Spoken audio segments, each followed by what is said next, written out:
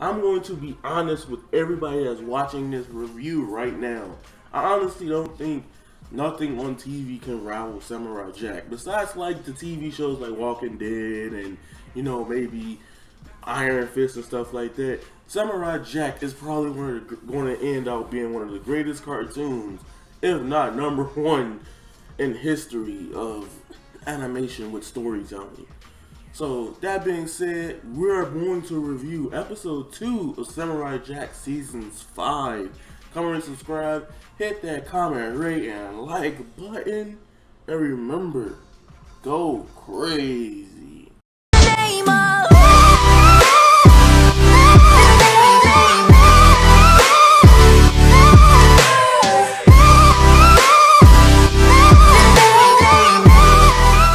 What is up, everybody? It's Avataryaya. We're talking about Samurai Jack episode 2 season 5, blah blah blah blah blah. It's a review time.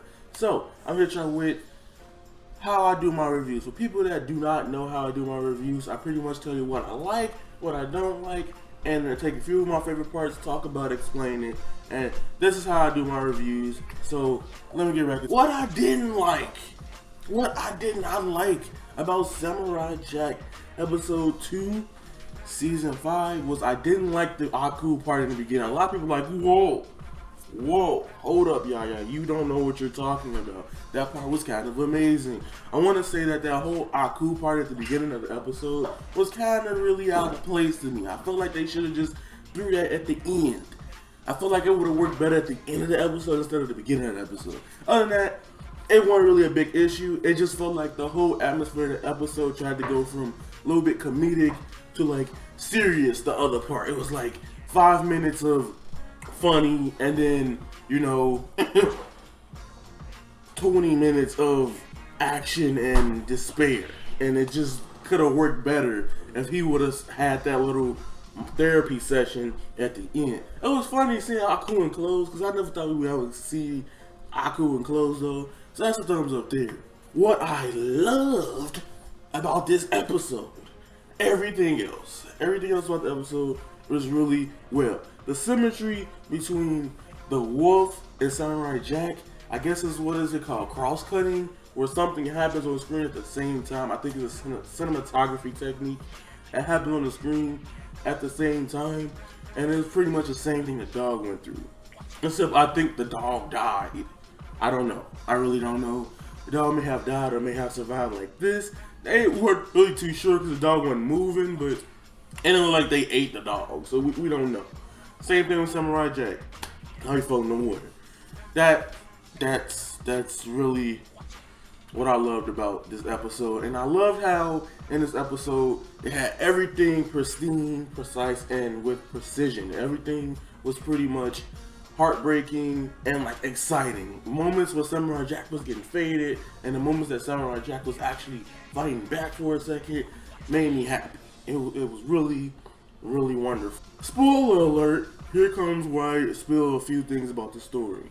So spoiler alert, I'm telling y'all right now, one more time, spoiler alert. I don't know what that means, I just made that up. Illuminati. Anyway, so first of all, the episode starts off with Aku going through therapy, talking about he's worried about Samurai Jack because it's 50 years, but he tried to turn off all the time portals. However, I think by him turning off all the time portals, it stopped Jack from aging, so he tried to kill him off through age, which was kind of weak. I thought Aku had a little bit more pride in him than that. So that's how the episode starts off. Okay, then we go into the part with Samurai Jack and this wolf, and this is where the symbolism begins, where they both go to these crossroads, like, should I go this way, should I go that way?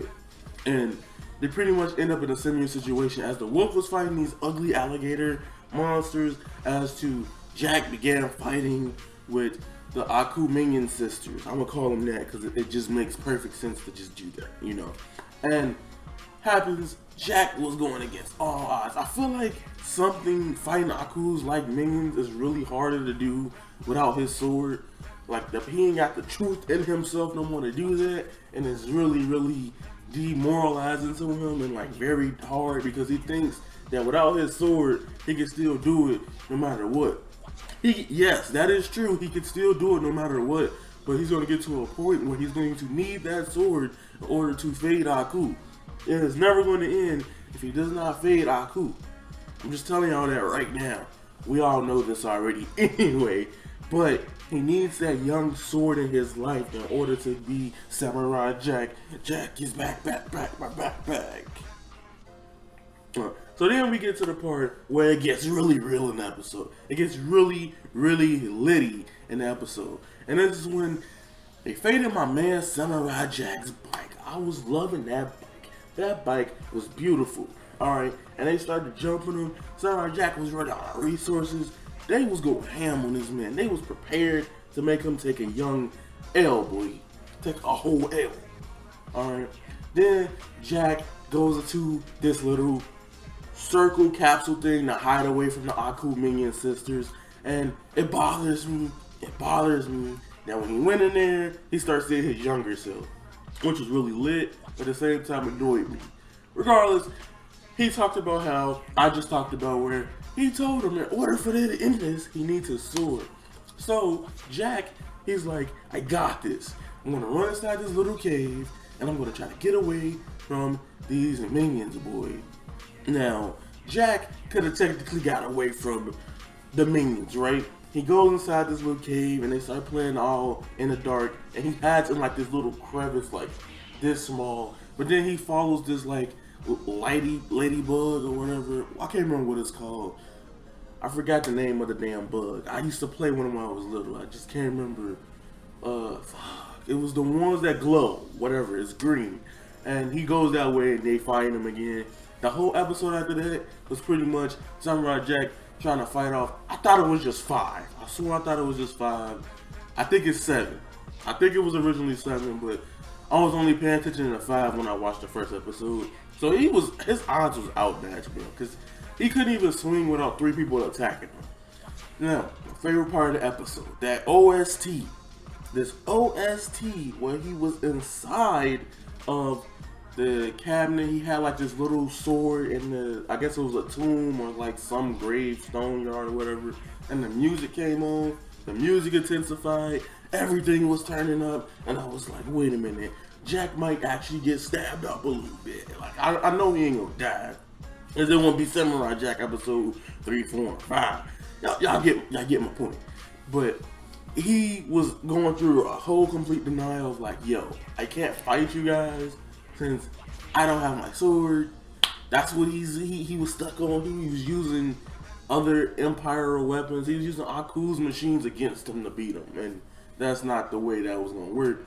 And when they actually found out that he was inside that little thing, I was like, no, move, ladybug, light bug, whatever you want to call it. And then we get to the epic part. Okay, this was something that I think Samurai Jack would never have done, but it needed to be done. It was one of those situations where he was forced to do it. And he was fighting one of the Aku minions in this little small, gray, long hallway, and at the end he sees the light.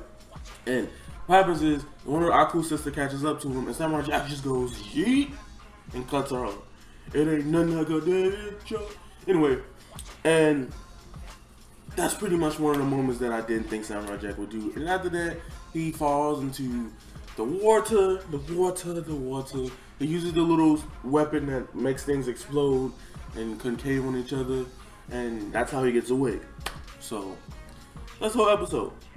Alright, now, Samurai Jack, episode 2, season 5 is really well done, really colorful, and really powerful. Episode 2 is better than the first one. If they keep going on this pattern, I don't know how you're gonna do this. But y'all doing something a lot of shows don't do. Like usually the first episode is either lit, and then the next 2 kinda okay, and then the third one's fire, or like either the first 4 is fired and the show slows down a little bit. Y'all get what I mean. Samurai Jack is doing a formula that I rather enjoy. Rather have more lit episodes in the beginning, towards the end, fall off a little bit, slow down, and then pick up with a bang. That's what I prefer. That's how I feel about Samurai Jack. That's how I'm gonna tell y'all. Samurai Jack was lit yesterday on March 18th, 2017 on Toonami. So Avataryaya is out. I'm done. Goodbye. Comment, subscribe. hit that like button, turn off the YouTube restriction age at the top, and go crazy. Yeah, hit that like button. Y'all know y'all want to. I'm gonna stop messing with y'all. Goodbye.